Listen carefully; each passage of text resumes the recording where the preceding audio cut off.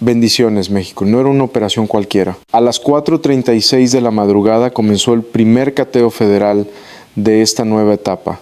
La investigación contra los narcopolíticos vinculados directamente al cártel Jalisco Nueva Generación. El primer nombre en la lista, Alito Moreno.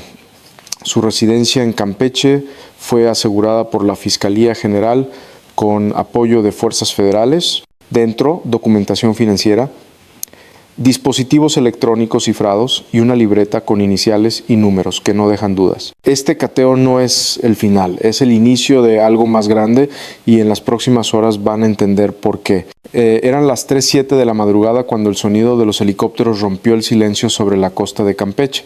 Desde la cabina del UH-60 observaba el resplandor intermitente de las luces sobre la bahía. Abajo, la ciudad dormía ajena a lo que estaba por comenzar. En la radio interna, la voz del comandante de campo confirmaba lo que llevábamos meses esperando: equipo Alfa y Bravo en posición. Autorización pendiente para irrupción. Giré hacia el monitor de comunicaciones y con una sola frase cerré el círculo de semanas de inteligencia, seguimientos y vigilancias. Procedan, Operación Jaguar está activa. Aquel operativo marcaba el inicio de una nueva etapa, los cateos simultáneos contra los llamados narcopolíticos, funcionarios de alto nivel vinculados con estructuras criminales de financiamiento y lavado. Y el primero en la lista era Alejandro Alito Moreno, expresidente nacional de un partido político. Y según los informes de la UNO, Unidad Nacional de Operaciones Estratégicas, pieza clave en la triangulación de dinero del Cártel del Golfo y facciones del CJNG a campañas locales. Había sido un trabajo paciente de meses, entrecruzando registros fiscales, testimonios de colaboradores protegidos y datos de transferencias electrónicas en Panamá y Andorra. Todo apuntaba al mismo punto: la residencia blindada en Lomas del Castillo, un fraccionamiento de lujo con más cámaras que árboles. El despliegue era total. Más de 120 elementos entre Sedena, Guardia Nacional, Marina y la UNO coordinados bajo un esquema de mando unificado. Drones tácticos Predator MX sobrevolaban en patrón triangular vigilando rutas de escape. En tierra, los vehículos blindados Sancat cerraban los accesos a la zona. Cada movimiento estaba calculado al milímetro, cada paso sincronizado con las señales térmicas de los drones. Nadie podía salir ni entrar sin autorización. Mientras el helicóptero descendía, recordé los informes previos. Moreno había reforzado su seguridad días antes, contratando exmilitares y montando un perímetro con sensores de movimiento. También había trasladado efectivo en cajas de seguridad hacia una propiedad contigua registrada a nombre de una constructora fantasma. No sabíamos si estaría dentro, pero las órdenes eran claras: asegurar la propiedad, incautar los documentos y neutralizar cualquier intento de destrucción de evidencia. A las 3:22 los equipos Alfa y Bravo rompieron el cerco perimetral. Las cámaras térmicas mostraron movimiento dentro, 4 guardias equipados, 2 vehículos encendidos en el garaje, señales de comunicación activa. En segundos los inhibidores de frecuencia bloquearon toda comunicación. Sin luz, sin cobertura, sin salida. Desde el aire observé cómo la puerta principal cayó tras un golpe de ariete. La operación había comenzado. El silencio duró apenas un instante antes de que el estruendo de las botas y las órdenes llenaran la residencia. Claros 1 y 2 asegurados, avanzamos al salón central. El equipo táctico se movía con precisión quirúrgica, habitación por habitación, hasta llegar al despacho principal. Lo que encontramos allí fue más que un simple escritorio político, computadoras abiertas, discos duros externos, sobres con dólares y euros, documentos firmados con sellos de empresas pantalla. En una esquina, un maletín con logotipos de una fundación humanitaria, de esas que solo existen en los papeles, contenía memorias USB etiquetadas con nombres en clave: Delta 3, Proyecto Litoral, Fondo Azul. A las 3:40, un agente informó: se confirma la presencia de dinero en efectivo. Calculamos 15 millones de pesos en divisas extranjeras. Lo que me hizo fruncir el ceño no fue la cantidad, sino el detalle. Todos los billetes estaban envueltos en papel con membrete de una dependencia estatal. Era dinero público reciclado, dinero sucio regresando a su origen. En la planta baja Otro grupo halló una bóveda oculta tras un muro de mármol. Las herramientas de corte tardaron 12 minutos en abrirla. Dentro encontramos algo que confirmaba nuestras sospechas. Documentación firmada por 2 gobernadores en funciones, contratos de obra pública, facturas de aeronaves y depósitos a cuentas en el Caribe. En los márgenes, el sello del mismo bufete que había aparecido en la investigación de Adán Augusto días atrás era el eslabón que unía a todos. Mientras supervisaba el operativo desde el puesto de mando móvil, no podía evitar pensar en la ironía. Aquellos que alguna vez dictaron leyes contra el crimen organizado ahora caían en el mismo terreno que juraron combatir. La diferencia es que esta vez no había negociación posible. Todo estaba grabado, todo registrado, todo dentro del marco legal. A las 4:05 confirmaron la localización del sujeto. Moreno había intentado huir por un acceso trasero hacia un lote vacío acompañado por 2 escoltas. Los drones lo detectaron antes de que pudiera avanzar 100 metros. Un haz de luz blanca iluminó el terreno y sin disparos fue interceptado. En la radio la voz del operador resonó con calma. Objetivo asegurado, sin lesiones, traslado en proceso. Desde la base observé las imágenes en tiempo real. El rostro tenso, la mirada perdida, la misma expresión que había visto en decenas de detenidos antes, no de un criminal común, sino de alguien que pensó que su poder lo haría intocable. Lo subieron a la unidad blindada, esposado, sin resistencia. Por primera vez en años el silencio político de Campeche era absoluto. En la residencia el cateo continuó. Los peritos de la FGR ingresaron con cámaras de evidencia. Cada documento fue fotografiado, embalado y sellado. En el inventario preliminar figuraban 4 dispositivos cortos, 18 discos duros, 57 documentos firmados, 2 vehículos de lujo y una caja fuerte adicional con joyas y relojes valuados en millones. Todo quedó bajo resguardo de la autoridad federal. A las 5:10 los helicópteros comenzaron el retorno. Desde el aire, la ciudad aún dormía ajena a lo que acababa de suceder. Habíamos cumplido la primera fase, neutralizar el núcleo financiero de la red, pero sabíamos que esto apenas comenzaba. Cada nombre hallado en esos documentos abriría una nueva puerta y detrás de cada puerta otra historia igual de oscura. Mientras descendíamos en la base aérea, el general Ramírez se acercó y me dijo algo que no olvido. Director, lo que hicimos hoy no solo fue un operativo, fue abrir la caja negra del país. Tenía razón, esa madrugada el silencio de Campeche marcó el comienzo de algo más grande. No era una redada, era una declaración. Nadie, ni siquiera los que se escudan tras la política, está por encima de la ley. Y mientras el primer rayo de sol caía sobre los techos del fraccionamiento cateado, pensé en una sola cosa: estamos listos para enfrentar lo que venga después, cuando los poderosos empiecen a caer uno por uno. Porque si algo había aprendido en estos años es que desenterrar la verdad es fácil, lo difícil es sobrevivir cuando todos quieren volver a enterrarla. El amanecer del 5 de diciembre se sintió distinto.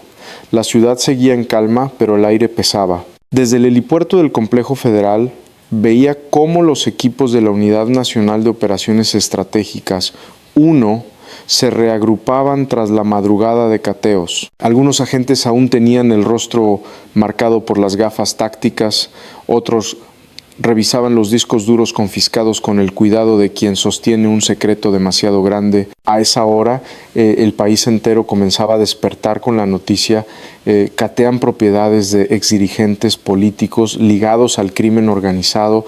Pero lo que no decía ningún titular era que ese operativo, el de Alito Moreno, era solo el primero de una lista mucho más larga. En mi escritorio el informe de inteligencia mostraba los próximos objetivos: exfuncionarios, senadores, empresarios, incluso gobernadores en funciones, todos señalados por los mismos flujos de dinero, por las mismas triangulaciones bancarias que conectaban el poder político con el crimen financiero.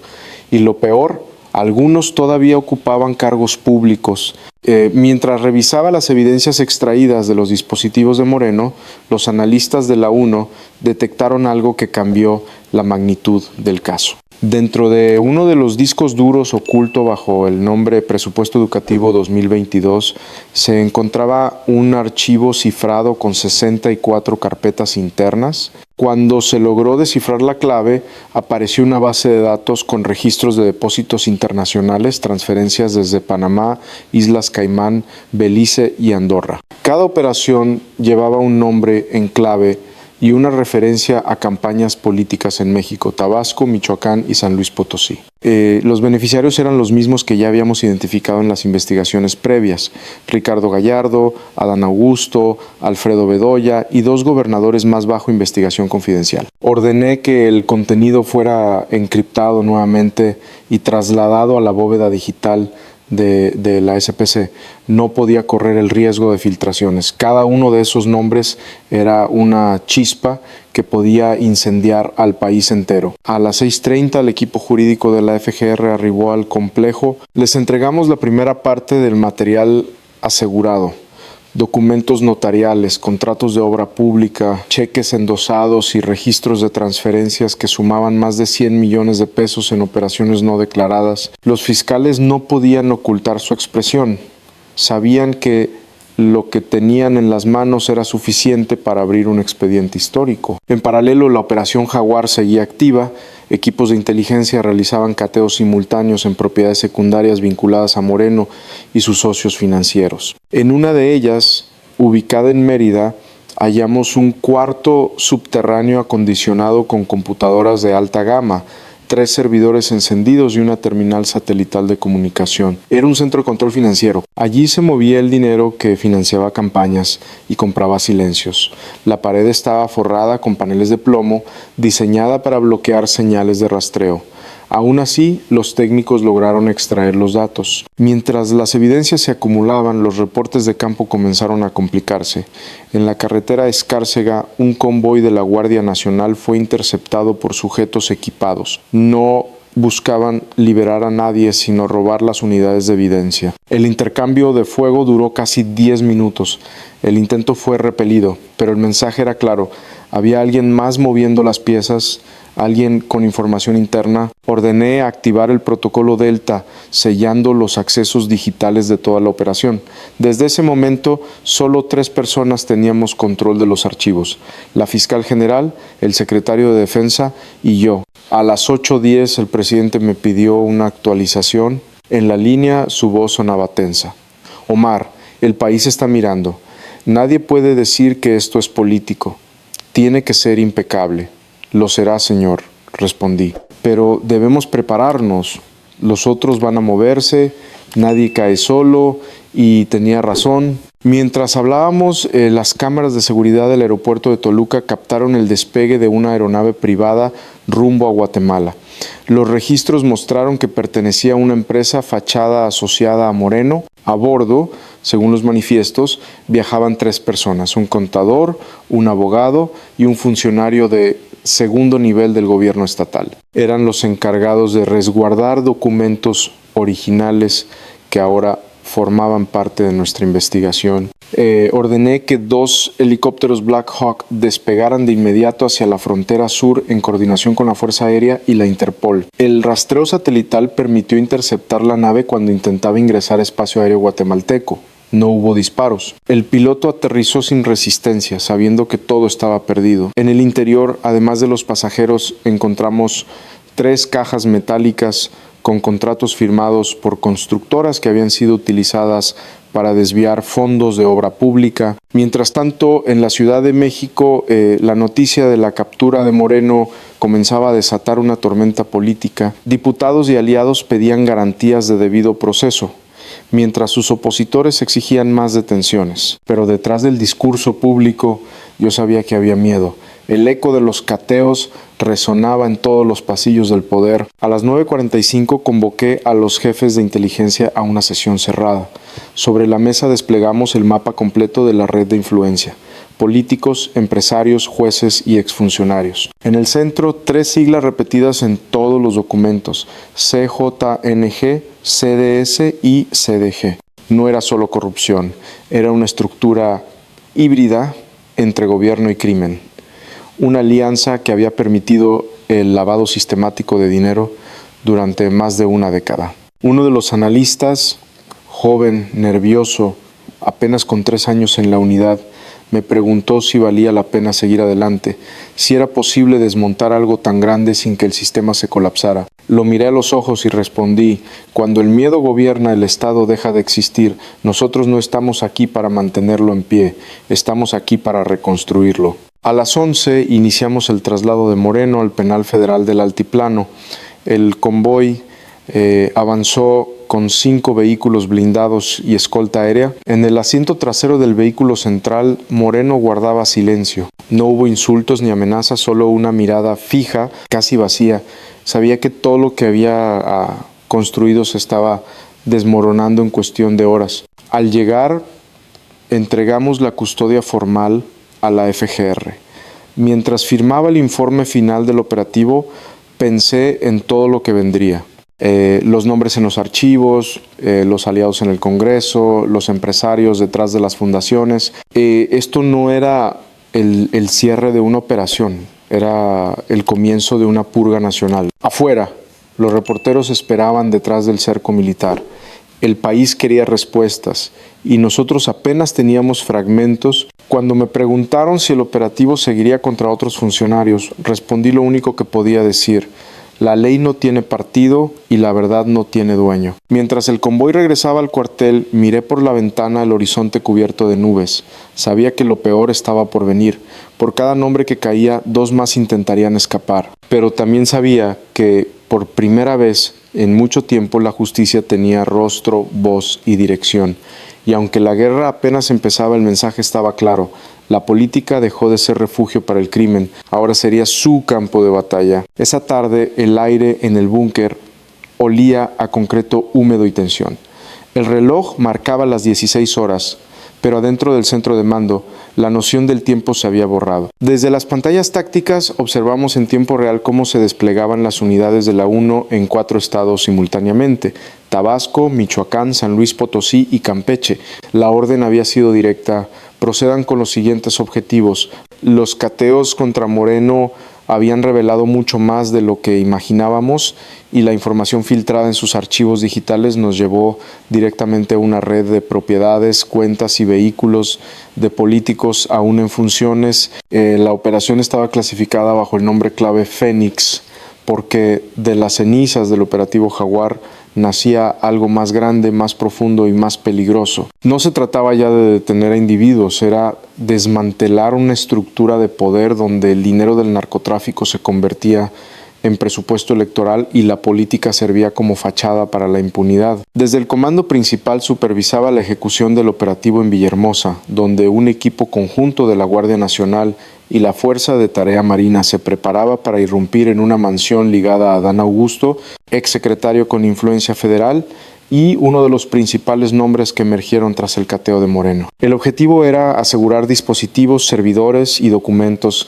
que probaran los nexos con contratos públicos firmados con empresas que el Cártel Jalisco Nueva Generación, CJNG, utilizaba como pantalla. A las 16:22 los helicópteros iniciaron el descenso en una zona residencial conocida como Alto Sano. La mansión de Augusto se alzaba con muros de 3 metros, cámaras térmicas y guardias privados. Sabíamos que era un recinto difícil de tomar, pero el protocolo estaba claro: entrada simultánea por aire y tierra, 0 margen de error. Equipo Alfa, confirmado visual, señales térmicas detectadas en la planta baja y en el área de oficinas. Recibido, mantengan la posición, intervención en 30 segundos. El estruendo de las puertas metálicas resonó a través del canal de comunicación. Los drones captaron las luces parpadeantes de las linternas tácticas cruzando los pasillos. Desde mi pantalla observaba la precisión con que cada escuadra avanzaba. Nadie gritaba, nadie improvisaba, todo era coordinación milimétrica. A los 3 minutos, un agente reportó: despacho asegurado. Encontramos maletas con efectivo y documentos sellados con logotipos de Pemex y la CFE. No era sorpresa, los contratos públicos habían sido el vehículo perfecto para lavar millones. Lo que sí sorprendió fue el hallazgo de discos duros cifrados con los nombres de al menos 5 políticos más: Rocha, Bedoya, Gallardo y 2 senadores cuyas identidades no puedo revelar aquí. En ese momento supe que lo que habíamos descubierto No solo era una red, sino un sistema paralelo de financiamiento del crimen al poder. Mientras tanto, en Uruapan, otro frente del operativo se desarrollaba bajo mi supervisión. Agentes de la UNO interceptaron una bodega registrada a nombre de una empresa de transportes vinculada a la administración de Bedoya. Dentro, escondidos entre cargamentos de aguacate, había dispositivos largos, uniformes tácticos con insignias clonadas del ejército y paquetes de sustancias con sellos del CJNG. Era una evidencia directa del flujo de dinero y protección mutua entre los gobiernos locales y los grupos. El general Ramírez, quien coordinaba los movimientos en tierra, me comunicó por radio: confirmado, director, en esta bodega hay algo más. Encontramos memorias USB y documentos con encabezados del Congreso Estatal. Tienen nombres, rutas, pagos, incluso firmas. Le respondí con una sola instrucción: asegúrelo todo, no deje nada. Cada documento que salga de ese lugar vale más que cualquier discurso. El operativo se extendió por más de 4 horas. En cada estado las unidades aseguraban propiedades, equipos, bóvedas ocultas y registros financieros. Desde el aire, los helicópteros artillados Black Hawk mantenían una formación de vigilancia mientras drones de reconocimiento monitoreaban el perímetro para evitar emboscadas. En el ambiente se respiraba una calma tensa, el tipo de silencio que precede a las consecuencias políticas. A las 20:10 regresé al centro de mando. En la mesa de operaciones se apilaban informes preliminares. En San Luis Potosí se habían incautado 3 vehículos blindados registrados a nombre de la esposa de Ricardo Gallardo. En Tabasco, la residencia de Augusto reveló transferencias internacionales a fundaciones en España y Panamá. En Michoacán se confiscaron 14 servidores de una oficina estatal con archivos de contratos adjudicados sin licitación. La magnitud del hallazgo era devastadora. Las pruebas cruzadas confirmaban lo que durante años había sido un rumor, que parte de la política mexicana se financiaba con dinero del narcotráfico, no como excepción, sino como sistema. Mireo, equipos de analistas, sus rostros lo decían todo. Sabíamos que lo que teníamos sobre la mesa era dinamita. Si filtrábamos una sola palabra, el país se incendiaba, pero si callábamos, seguiría podrido desde adentro. Mientras revisábamos los registros de la base de datos recuperada en el cateo de Moreno, un nombre comenzó a repetirse con demasiada frecuencia. Operación Delta Azul era un fondo de inversión fachada que canalizaba recursos desde cuentas en el Caribe hacia campañas políticas en México. Lo más inquietante era su estructura. Detrás de las empresas estaban los mismos contadores que ahora trabajaban para los gobiernos estatales investigados. A las 21:30, el asesor jurídico del gabinete me llamó para advertirme de presiones desde el Congreso. Varios legisladores exigían suspender los cateos por riesgo de persecución política. Le respondí sin titubear: la justicia no se suspende por conveniencia. Si tienen miedo es porque saben lo que hicimos bien. El resto de la noche transcurrió entre reportes, declaraciones y movimientos de seguridad. La red había sido golpeada, pero no destruida. Faltaban los enlaces financieros, los operadores invisibles que movían el dinero entre bancos y campañas. Y si algo he aprendido en estos años es que el dinero tiene memoria. Cerca de la medianoche, cuando el último helicóptero regresó a la base, me quedé solo frente al mapa digital. Los puntos marcados en rojo representaban los domicilios cateados, pero lo que me quitó el sueño fue ver los puntos en gris, los lugares aún sin tocar, los nombres que todavía no podían salir a la luz. Esa noche entendí que el operativo apenas había arañado la superficie, que lo que estábamos enfrentando no era solo una red de corrupción, sino un sistema de poder paralelo con tentáculos en todos los niveles del Estado. Me quedé observando las pantallas mientras la ciudad dormía. En la distancia, los reflectores del helipuerto parpadeaban como pulsos de advertencia. Sabía que con cada nuevo nombre descubierto el riesgo crecía, pero también sabía algo más. Ya no había marcha atrás. El país había cruzado un umbral del que no podría regresar y nosotros, mi equipo, la UNO, cada agente en el terreno, habíamos sido los que encendieron la mecha. Ahora quedaba una sola pregunta: ¿sería México capaz de resistir la verdad completa cuando ésta por fin saliera a la luz?